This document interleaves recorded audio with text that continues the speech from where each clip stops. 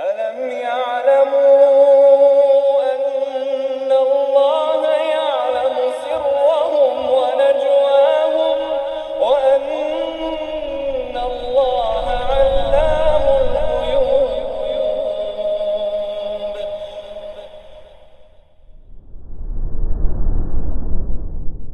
السلام عليكم ورحمة الله وبركاته. إن الحمد لله نحمده ونستعينه ونستغفره ونعوذ بالله من شرور أنفسنا وسيئات أعمالنا من يهده الله فلا مضل له ومن يضلل فلا هادي له أشهد أن لا إله إلا الله وحده لا شريك له وأشهد أن محمدا عبده ورسوله لا نبي بعده فإن أصدق الحديث كتاب الله وخير الهدي هدي محمد صلى الله عليه وسلم وشر الأمور محدثاتها وكل محدثة بدعة وكل بدعة ضلالة وكل ضلالة في النار. Amma ba'd. Para ikhwah sekalian rahimakumullah, kita akan membahas kitab atau lanjutan pembahasan kitab Adab dan Kiat dalam Menggapai Ilmu. Kita masih di masalah penuntut ilmu dan hafalan Al-Quran, talibul ilm dan hifdzul Quran dan hafalan Quran. Pada pertemuan sebelumnya kita bahas bahwasanya memang menghafal Al-Quran bukan perkara yang wajib bagi talibul ilm, tetapi menghafalkan Al-Quran merupakan kunci bagi metode menghafal dan pemahaman. Walaupun tidak wajib, tapi penting untuk menuntut ilmu. Dan ini menjadi fakta yang terjadi pada penuntut ilmu yang menghafalkan Al-Quran. Jadi akan ada efeknya, ada keilmuannya, dan juga ada efeknya pada pemahamannya. Lebih-lebih jika dia menghafal Al-Quran sambil memahami Al-Quran, maka ini memperluas cakrawala keilmuannya dan memperdalamnya. Hendaknya diketahui oleh penuntut ilmu bahwa menghafal Al-Quran dan mengamalkannya adalah sesuatu yang dapat menambah kemuliaan dan ketinggian derajat. Apa ada yang kelewat? Oh, berarti ini salah. Baik. Adapun keutamaannya dalam barzakh, taib. Ya. Oh ya, aqra'ukum lil Quran udah ya, yang paling baik bacaannya Al-Quran. Ya itu udah. Taib, keutamaan Al-Quran di alam barzakh, maka hal itu dipersaksikan oleh apa yang dialami oleh para sahabat radhiyallahu anhum ketika banyak orang alim dari mereka yang terbunuh di perang Uhud. Lalu seorang alim dari mereka mengusulkan agar mereka menguburkan setiap jenazah dalam satu kubur.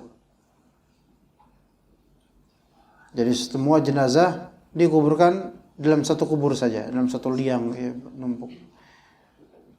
Lantas mereka pun meminta izin kepada Nabi SAW untuk menguburkan 2 atau 3 orang dalam satu lubang kubur. Maka beliau pun mengizinkannya. Jadi dalam keadaan darurat, ya boleh menumpuk mayat di dalam satu kubur. Ya, begitu. Lalu beliau memuliakan dalam proses penguburan. Jika mereka datang kepada beliau dengan membawa beberapa jenazah, maka beliau pun bertanya, ayyuhum aktsaru akhdhan lil Quran? Siapa di antara mereka yang paling banyak memiliki hafalan di Al-Quran? Jika diisyaratkan salah seorang dari mereka kepada beliau, maka beliau memerintahkan untuk mendahulukan penguburannya. Jadi yang ahlul Quran lebih didahulukan, hafizul Quran lebih didahulukan. Ini berarti akan ada efek di alam barzakh. Ya. Sedang keutamaan dan ketinggian derajat ahlul Quran di akhirat atau hafizul Quran, maka hal ini dipersaksikan oleh Nabi SAW. Iqra wartaqi warattil fa inna manzilataka 'inda akhir ayatin taqra'uha. Iqra dikatakan kepada ahli Quran. Yuqalu li sahibil Quran, dikatakan kepada sahibul Quran. Dan dimaksudkan sahibul Quran, ahli Quran sebagai orang yang hafal Quran. Kenapa?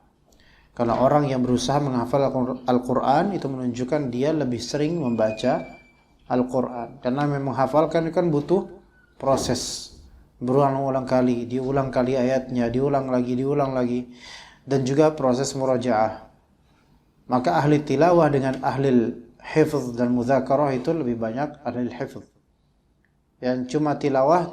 Namun yang murajaah atau penghafal Al-Quran itu mungkin bukan tilawah biasa, melainkan dia rutin membaca dan mengulang.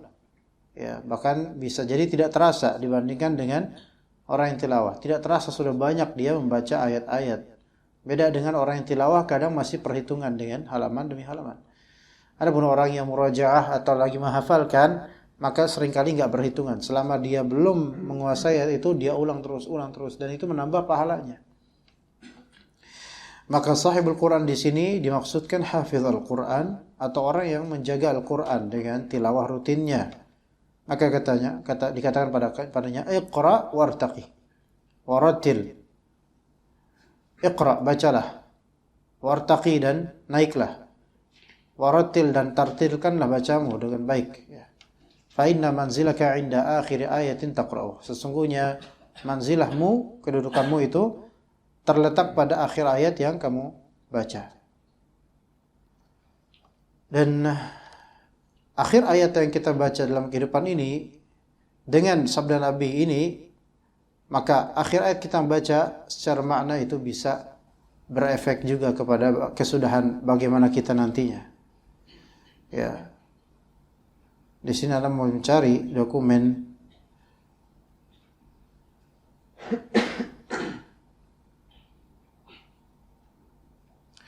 sebenarnya ada beberapa cerita ya, yang mana beberapa ulama, tapi Anda tidak menemukan dokumen mana, beberapa ulama yang wafat dalam keadaan membaca Al-Quran ya. Dan dikisahkan akhir-akhir yang mereka baca itu beberapa ayat yang Masya Allah, yang seolah-olah itu mendeskripsikan kesudahan mereka. Anda juga pernah melihat di YouTube dari CCTV toko seorang kakek tua, dia penjaga toko. Yang setiap hari kalau lagi sepi tokonya, itu selalu dia duduk di meja kerjanya sambil kemudian membuka Al-Quran dan membacanya. Dan itu berhari-hari berlama seperti itu. Pada suatu hari, di hari terakhir kehidupannya, dia melakukan hal yang serupa, yaitu duduk dan membuka Al-Quran besarnya, biasa orang tua ya, kemudian membacanya, dan kemudian baru berapa lama dia sudah jatuh dan mati. Salam orang tua. Dan yang kita ingat dari hadis Nabi SAW, seseorang akan dimatikan sesuai dengan kebiasaannya. Kebiasaan di sinilah kebiasaan yang paling dalam yang dia lakukan di kehidupan dia. Ya, entah itu kebiasaan yang paling dalamnya adalah maksiat dan itu dikhawatirkan su'ul khatimah, dan kebiasaan atau yang kebiasaan dalamnya adalah suatu ketaatan dan itu husnul khatimah. Maka di antara orang yang akan diberikan naungan di hari akhir nanti, syabun nasya'a fi ta'atillah, pemuda yang tumbuh di tengah ketaatan pada Allah Azza wa Jalla. Kalau dia istiqamah dan sampai usia tua dia istiqamah di atas ketaatan, maka mungkin Allah Ta'ala insyaallah akan Allah Ta'ala wafatkan dia dalam keadaan husnul khatimah. Ya, bukan tertutup kemungkinan ya kalau orang dapat hidayah di usia tua kemudian husnul khatimah, itu jelas bisa insyaallah. Tetapi orang yang sudah larut istiqamah itu derajatnya beda dengan orang yang tiba-tiba baru istiqamah. Orang yang larut istiqamah itu sudah menghadapi ujian-ujian maksiat dan ujian-ujian syubhat syahwat di sepanjang hidupnya. Ya. Jadi untuk istiqamah di atas ketaatan, maka itu suatu tantangan yang besar. Kalau dari usia muda sampai usia tua masih terus istiqamah, maka Masya Allah. Allah, kita lihat ikhwan, keistiqamahan seseorang dengan dakwah Al-Quran, hadis, sunnah, tauhid, ya semua itulah satu paket. Itu harga yang sangat tinggi, kawan. Antum melihat banyak orang yang telah melepaskan diri dari keistiqomahan. Walaupun kita enggak mengatakan diri kita sudah istiqomah total, tetapi minimal kita masih bercokol di menuntut ilmu manhaj salaf. Tapi antum lihat bukan sebagian dari sahib antum yang sudah tidak kelihatan lagi. Berapa sahib antum yang justru lebih memihak kepada dunia dan bahkan justru berbalik ke arah melawan dakwah misalnya. Itu bisa terjadi karena hidayah ini begitu mahal, tidak bisa dibeli, tidak bisa ditawar juga. Imma antum dapat hidayah, imma antum setengah-setengah, imma antum tidak sama sekali. Nauzubillah min dzalik. Maka istiqamah syabab atau para pemuda yang istiqamah, maka di mereka makhluk-makhluk yang terpuji, yang mana dijanjikan akan dapat naungan di akhirat nanti dengan naungan yang tidak naungan kecuali dari Allah Azza wa Jalla. Maka seorang pemuda yang istiqamah terus membaca Al-Quran sampai akhir hayatnya, dan semoga kita termasuk di antara mereka ini, maka itu insyaallah suatu nikmat dunia yang berajung pada nikmat akhirat abadi. Lihat antum Imam Nawawi rahimahullah. Ya.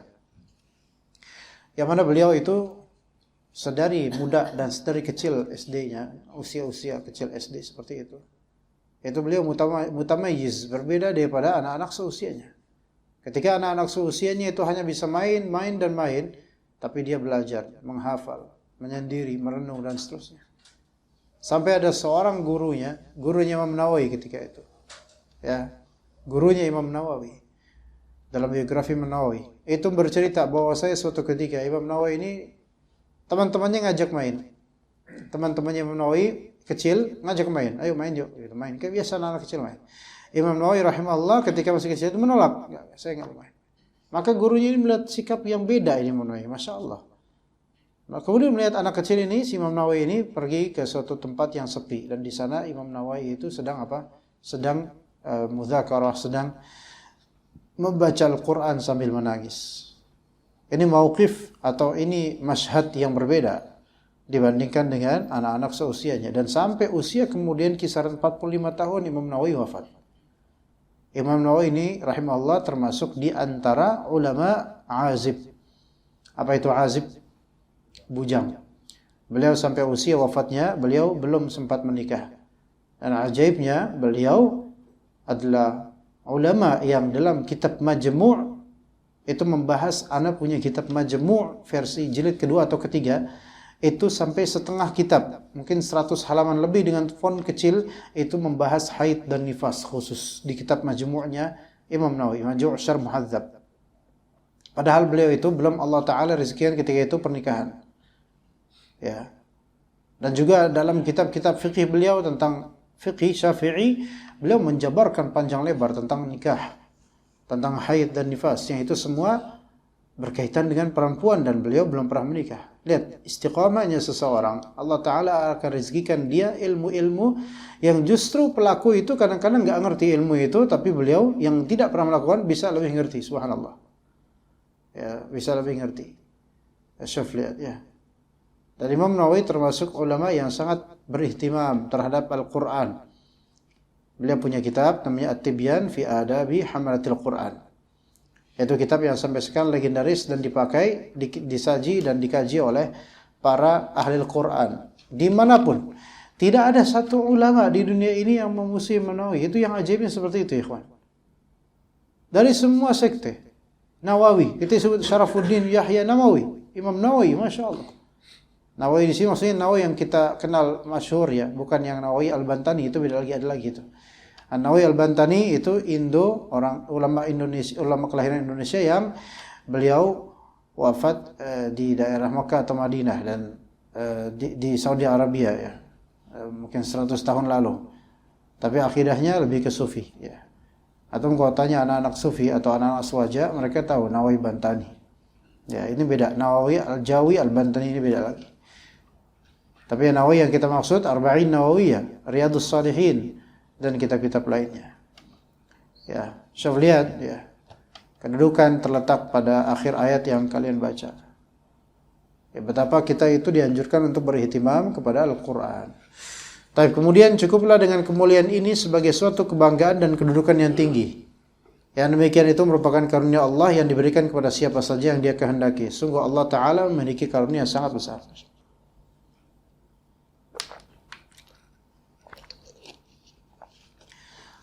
Di antara perkara yang harus diwaspadai dalam hal ini, yaitu sebagian manusia ada yang dilanda rasa bosan dan putus asa, lalu ia berkata, hafalanku sangat lemah dan aku tidak mampu menghafal Al-Quran karena aku mendapati kesulitan padanya.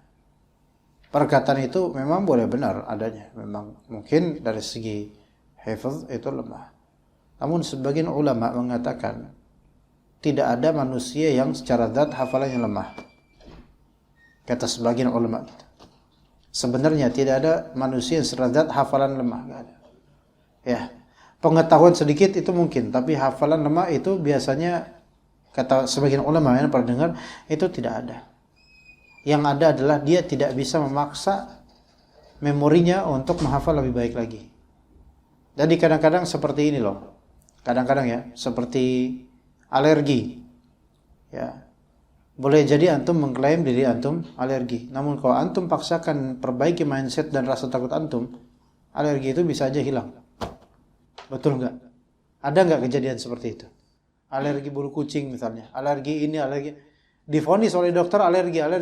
Tapi ketika misal antum paksakan aja, ya, ternyata memang awal-awal karena mindsetnya itu masih terpenjara pada ancaman alergi, maka terjadilah yang terjadi.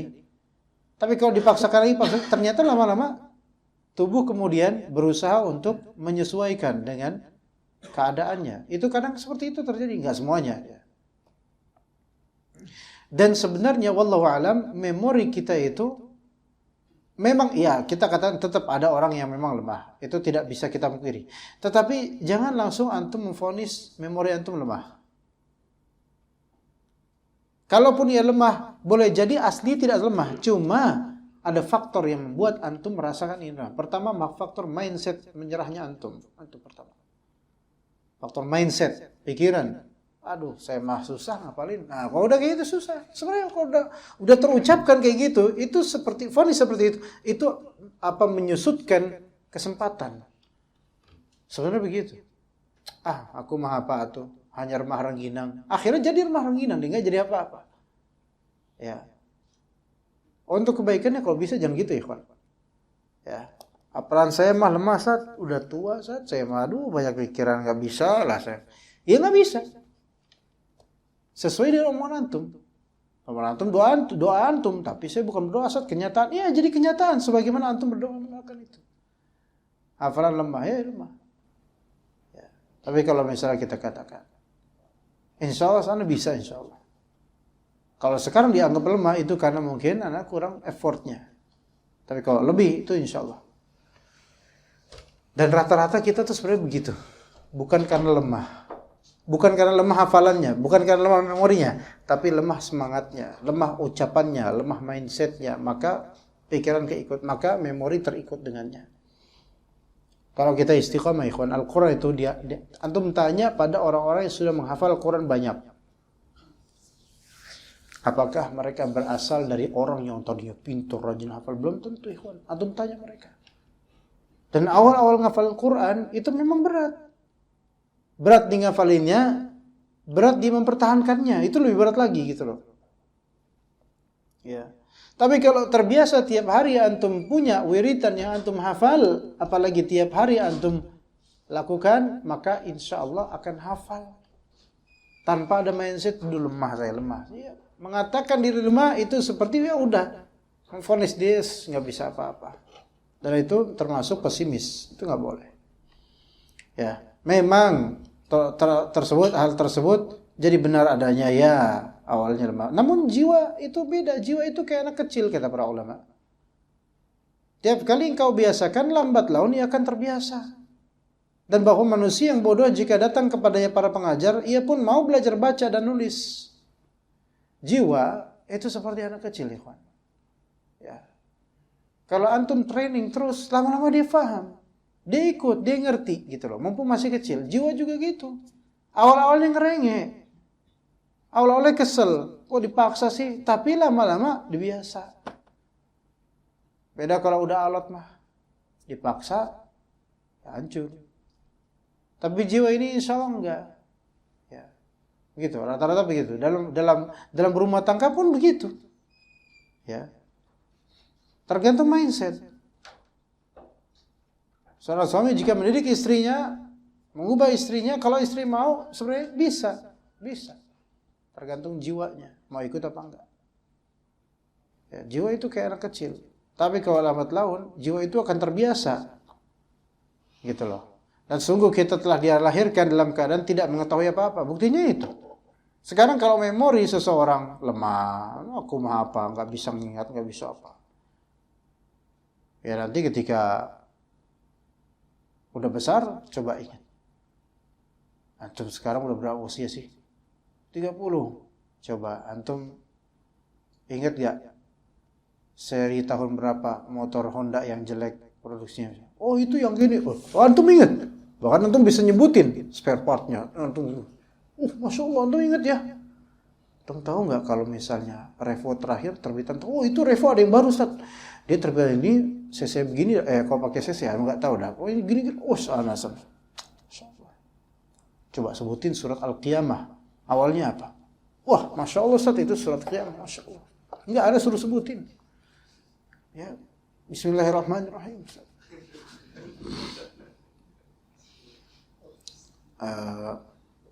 Masya Allah. Buktinya kita bisa menyebutkan sesuatu yang sifatnya duniawi, namun giliran Al-Quran atau hafalan ilmu nggak bisa. Nah berarti di sini alasan antum hanya alasan. Ya enggak? Antum lewat Jati Bening, ke Jati Waringin, jati-jati lainnya, antum hafal semua jati. Tapi menghafal juz amma nggak bisa. Ini yang salah jatinya atau pikiran antum. Di situ. Wah saya kan wajar Ustaz. Tiap hari lewat Jati Mulia, Jati Ranggon, Jati Warna, Jati. Anak hafal karena ya anak udah biasa ngojek situ. Nah, di situ. Allah bisa karena biasa kata mereka. Wah, bukan karena biasa sih sebenarnya Ustaz, karena terpaksa. Begitu juga. Allah bisa karena terpaksa. Siapa yang memaksa antum baca Al-Quran atau menghafal? Enggak ada kan? Karena enggak ada yang maksa, makanya nggak biasa. Karena nggak biasa makanya nggak bisa. Apalagi. Coba kalau sekarang antum dijebloskan oleh istri antum ke pondok tahfidz, walaupun itu mustahil ya. Karena yang ngapain ngejeblosin antum ya. Dijeblosin ke pondok tahfidz itu penjeblosan yang mulia ya, luar biasa. Waduh, saya dijebloskan ke penjara nih, penjara suci kata mereka. Pesantren tahfidz. Dipaksa oleh para ustadz dan juga tulab supaya menghafal. Kalau enggak disetrap, bikin malu, jenggotan tua, enggak bisa apa-apa. Akhirnya mentraining diri. Wah, udah masalah istri anak dijamin duitnya oleh pemerintah atau oleh pesantren. Masya Allah. Antum harus hafal juz amma. Enggak lulus, masuk penjara. Subhanallah. Ajib ya. Negara apa tuh yang begini? Ya. Masya Allah. Karena terpaksa, akhirnya antum jadi. Sekarang kalau misalnya antum dipermalukan anak antum, udah hafal juz amma.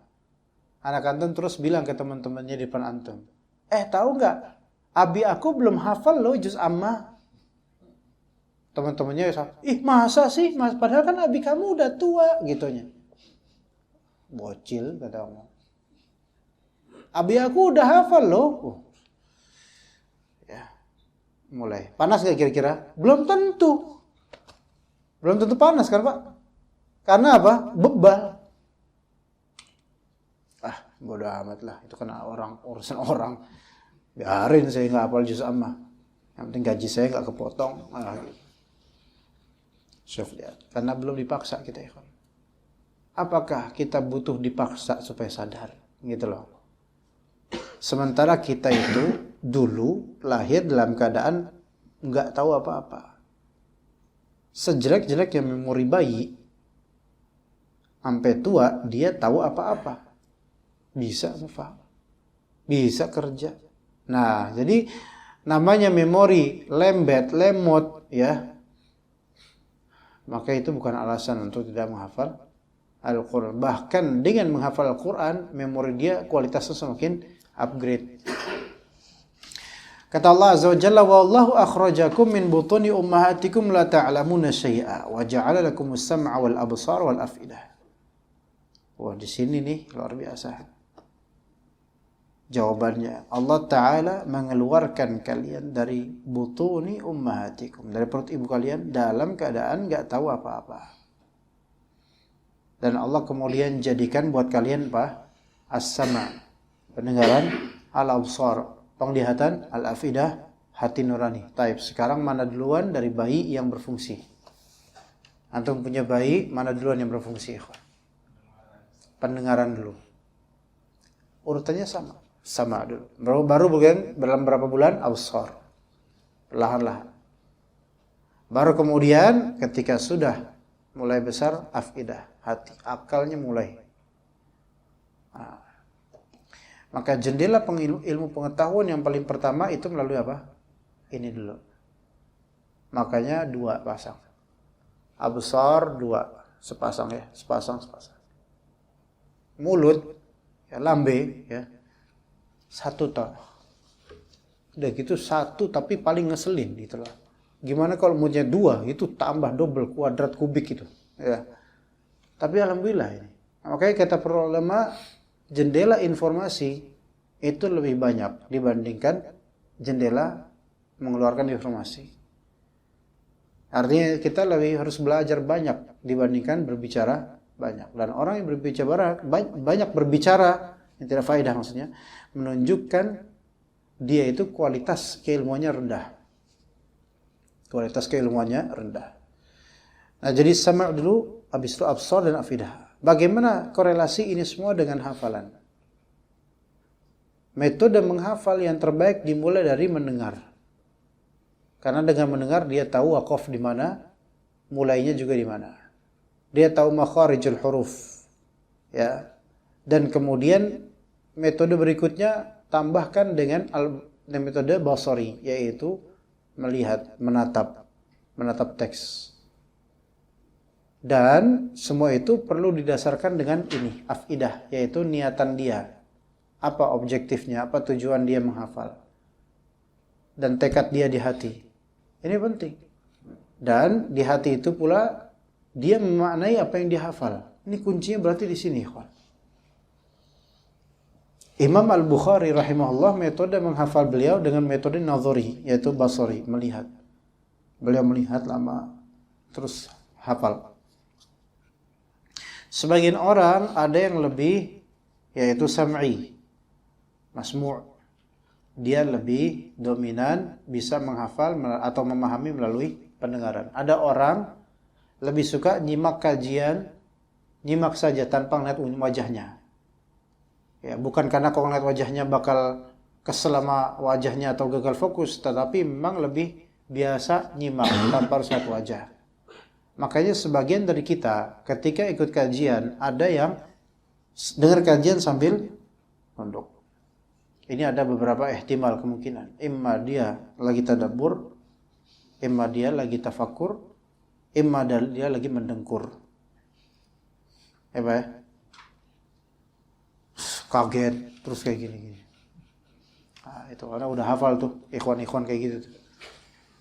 Iya. Okay. Padahal ustaznya belum ngomong apa-apa, dia udah ngerti duluan. Subhanallah. Enggak ada di sini ikhwan. Bukan antum, enggak. Kalau antum tidurnya enggak kayak gitu. Ya. Taib. Maka sama, ada yang sam'i. Ada orang lebih suka menyimak daripada melihat. Dan ada orang lebih bisa membaca dibandingkan menyimak. Ada orang lebih bisa ketika dia menjamak keduanya. Dia nyimak sambil melihat orangnya. Manusia beda-beda. Tapi kita harus menggunakan semuanya. Gitu loh. Ini yang paling lengkap. Ibaratnya kata sebagian ulama, ketika antum istinja, maka menjamak antara 2 metode istinja itu lebih athhar dan lebih anqa, lebih menjernihkan dibandingkan satu saja. Yaitu metodenya begini. Antum istijmar pakai batu atau tisu, kemudian setelah itu antum pakai air. Itu lebih membersihkan, kata sebagian ulama. Maka menggabungkan antara metode-metode dengan memvariankannya itu umumnya bisa lebih memantapkan hafalan. Contoh lain, antum menghafalkan sendiri dulu. Mungkin sambil dengar Syekh Sa'ad Al-Ghamidi, ulang-ulang, mengulangnya kemudian sampai antum mantap. Namun kadang antum perlu mengujinya ke orang lain. Nah, ini kunci penting, banyak para hufaz itu melakukan hal seperti itu. Ya, tolong dong akhi, ana lagi hafalin Al-Ahqaf. Ana baca ya. Bismillahirrahmanirrahim dibaca. Hamim dan seterusnya. Dikoreksilah teman-teman. Karena ketika ada interaksi, maka itu lebih menantang. Itu lebih menantang.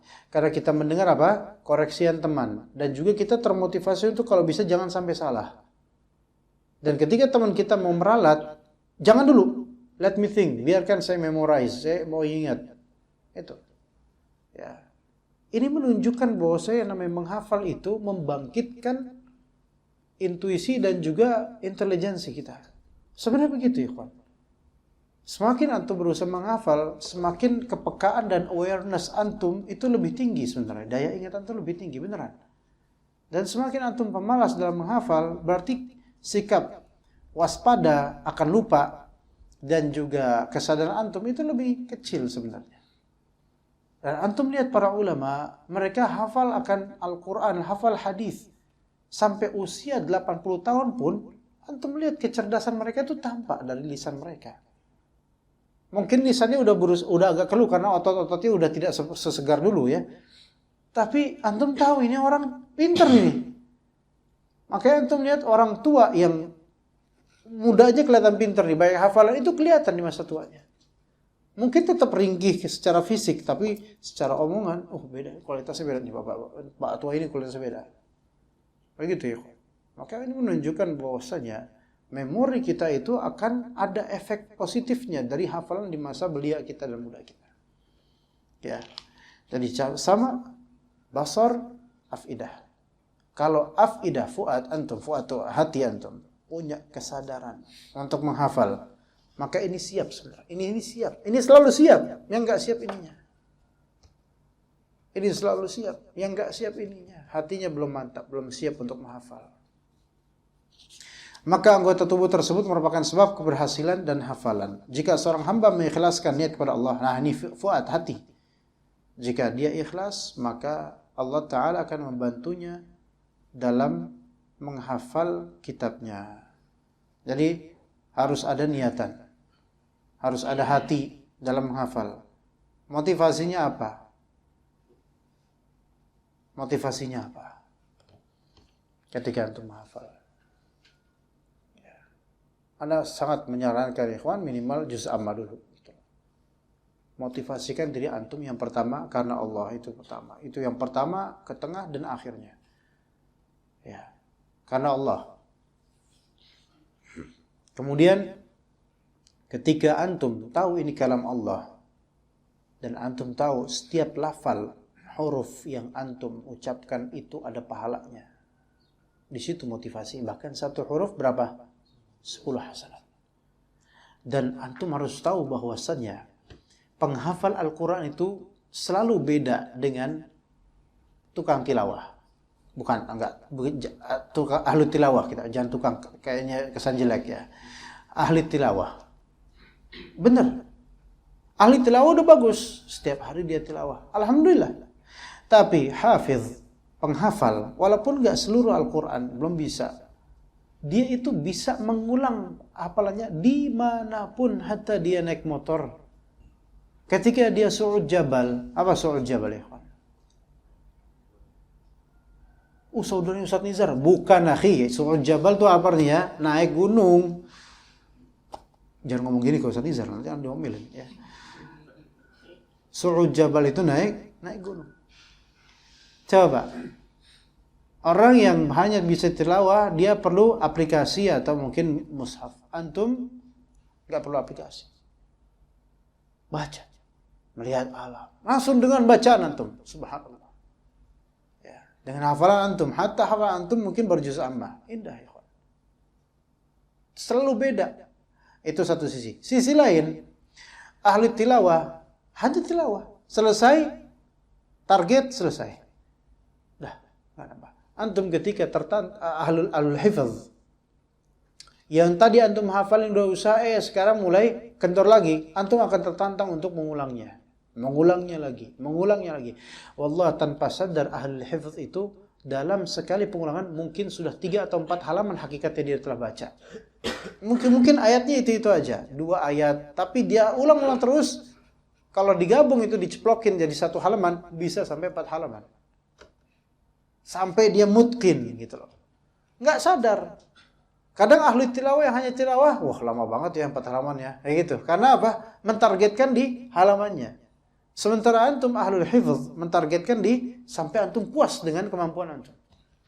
Enggak sadar antum telah banyak. Makanya orang-orang yang merasa memorinya itu rendah, kemudian dia ngeluh kepada antum misalnya, aduh, ini ya lama ya, ngapalin 1 ayat aja, nggak kayak beberapa ikhwan. Ya akhi, busra lakum, kabar gembira buat antum.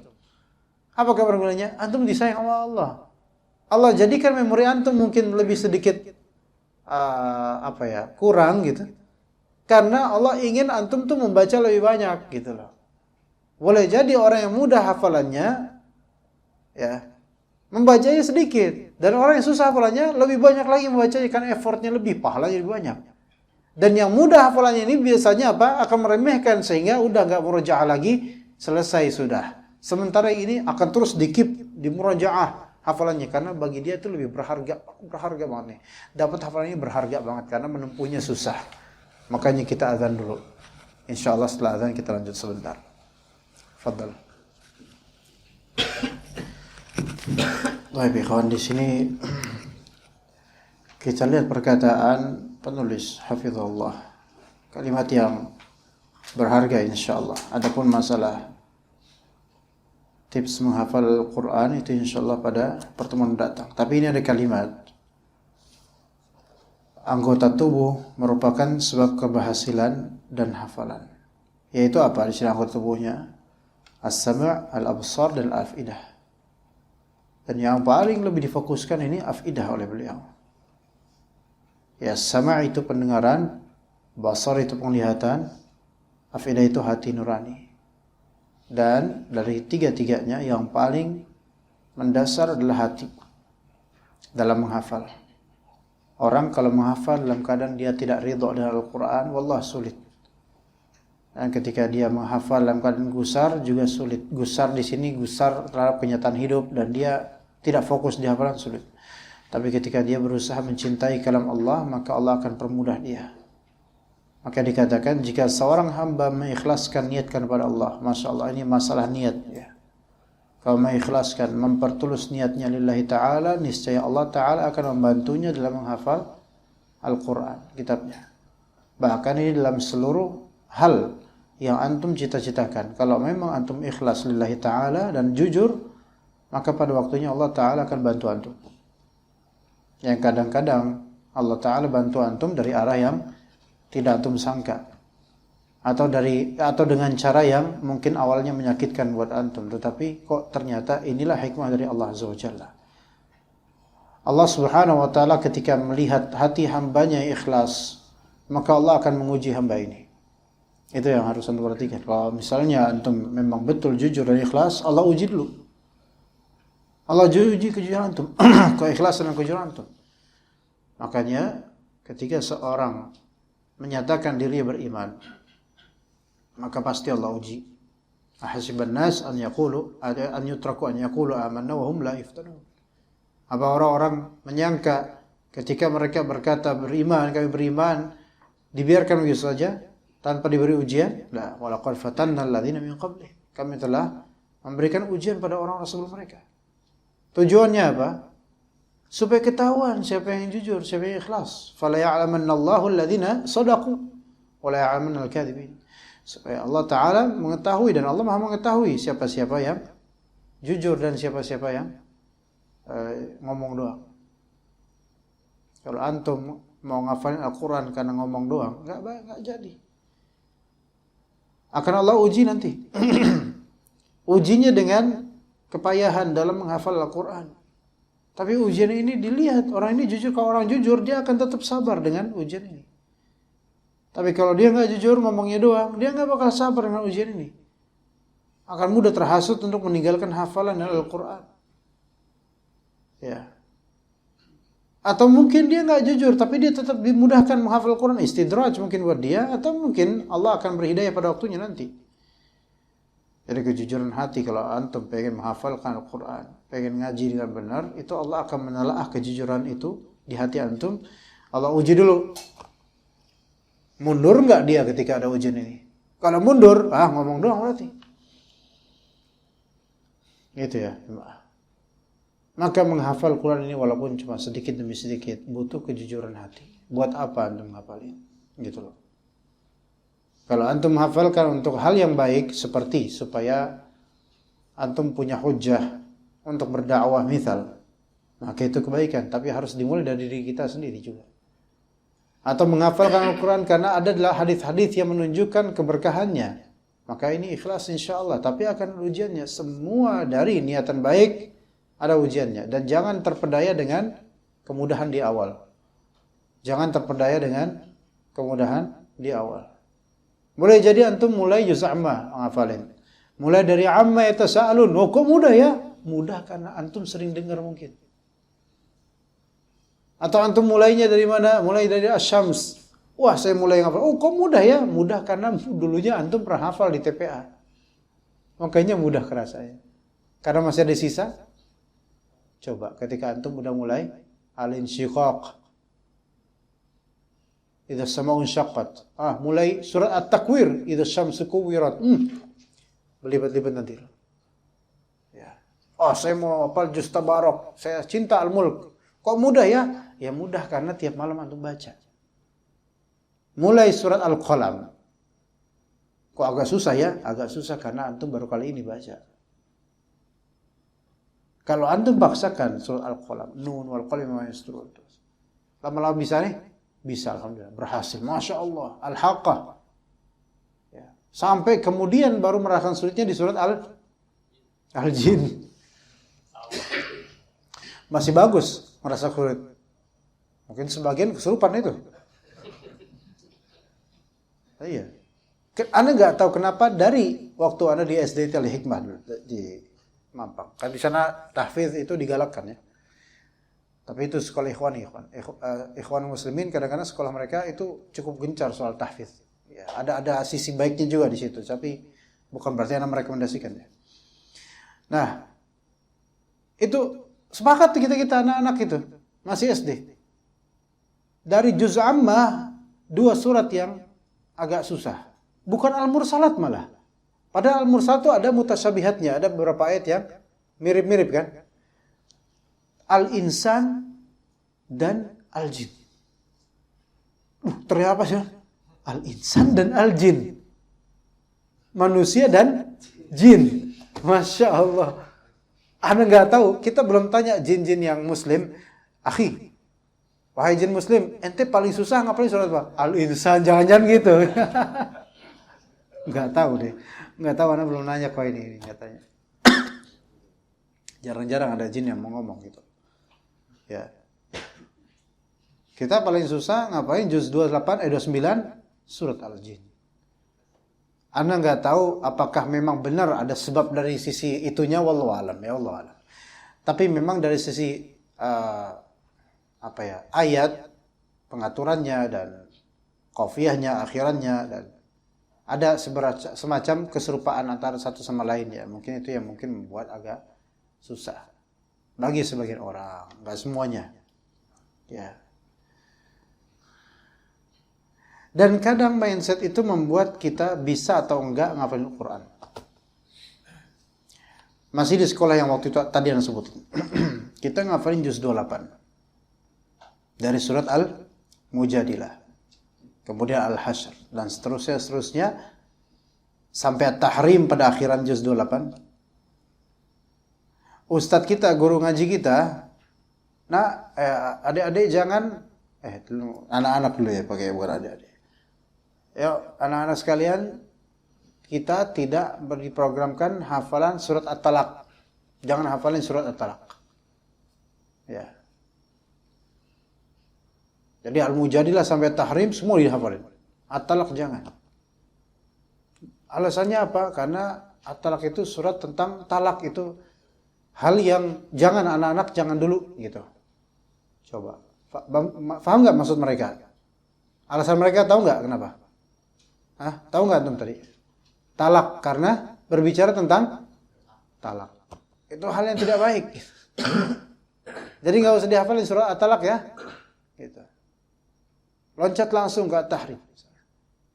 Akhirnya apa? Sampai sekarang peserta didik nggak hafal At-Talaq. Al-Mujadilah hafal sampai At-Tahrim. Karena dibangun mindsetnya apa? Surat At-Talaq itu perbincangan nggak baik karena tentang talak. Talak itu bukan sesuatu yang baik. Bukan suratnya yang buruk ya, bukan. Tapi temanya itu bukan tema yang cocok buat anak-anak. Akhirnya anak-anak nggak hafalin. Dan ketika mereka membesar, akhirnya kan dari SD ini kan udah banyak hafalan, SMP-nya umum, nggak ngapalin. SMP-nya umum, apa ya? Mungkin untuk Al-Mujadilah sampai Tahrim mereka masih murojaah. At-Talaq untuk ngapalin malah susah jadinya. Kenapa? Karena terbangun dari kecil mindset ini surat kurang baik gitu. Gitu. Begitu juga kalau sampai sekarang nih antum ngajar ngaji, antum bilang ke anak-anak, "Nah, surat Al-Jin ini susah." Susah. Anak-anak ini susah. Bahkan sebenarnya kesurupan mungkin. Wah, gitu. Susah. Kalau dimindsetkan gitu, hati-hati ini surat Al-Jin, nanti jinnya kepanggil, beneran kepanggil. Yang indigo kepanggil tuh baca qul uhiya ilayya. Naon? Panggil aing naon? Hah? Karena di-frame-kan kayak gitu. Anak gak tahu kok jin gimana tuh baca surat Al-Insan. Ya. Di-frame-kan kalau kita baca mindset itu bisa membuat apa? Mindset membuat kita menganggap surat ini apa? Wah, surat Al-Mursalat susah Banyak orang suka surat Ar-Rahman. Dibaca tiap hari. Hafal. Padahal lebih rumit dari Al-Mursalat. Enggak. Bukan lebih rumit, maksudnya lebih banyak, lebih panjang, lebih banyak mutasyabihatnya. Fabi ayya ala rabbikuma tukadziban lebih banyak daripada wa ilayhi yawma idzil mukadzibin. Tapi bisa hafal. Ada motivasi. Ya. Kupinang kau dengan surat Ar-Rahman. Itu motivasinya. Makanya hafal dia. Ya. Ada pernah mendengar curhat, Masya Allah, beberapa ikhwan dulu curhat. Ustaz, ana mau ngelamar seorang akhwat tapi disyaratkan supaya hafal Al-Quran dulu seutuhnya, Ustaz. Gimana sama antum? Fadl kalau antum mau. Bisa nggak antum, kuat nggak? Hafal dari juz pertama sampai demi seekor demi seorang akhwat. Kalau ana no. Iya, karena lama nggak tahan 30 juz sampai berapa tahun nunggu. Udah berapa tahun nunggu, tuh akhwat nikah sama yang udah jadi. Ngapain? Kayak nggak ada yang lain. Banyak insyaallah. Ya, jadi mindsetnya tanamkan. Nah, insyaallah nanti ada tips lainnya di awal dari ikhlas, ada tips-tips insyaallah pada pekan depan bagaimana supaya kita lebih bisa menghafal Quran. Kalau udah punya banyak hafalan, sebelum antum menghafal yang baru, coba murojaah dulu yang sudah berlalu, yang lupa-lupa itu dulu sebelum menghafalin. Tapi seperti itu aja insyaallah. Barakallahu fikum jami'an. Terima kasih atas sekalian antum. Wassallallahu ala nabiyina Muhammad wa ala alihi washabbihi ajma'in. Subhanakallahumma wa bihamdika asyhadu an la ilaha illa anta astaghfiruka wa atubu ilaik. Assalamualaikum warahmatullahi wabarakatuh.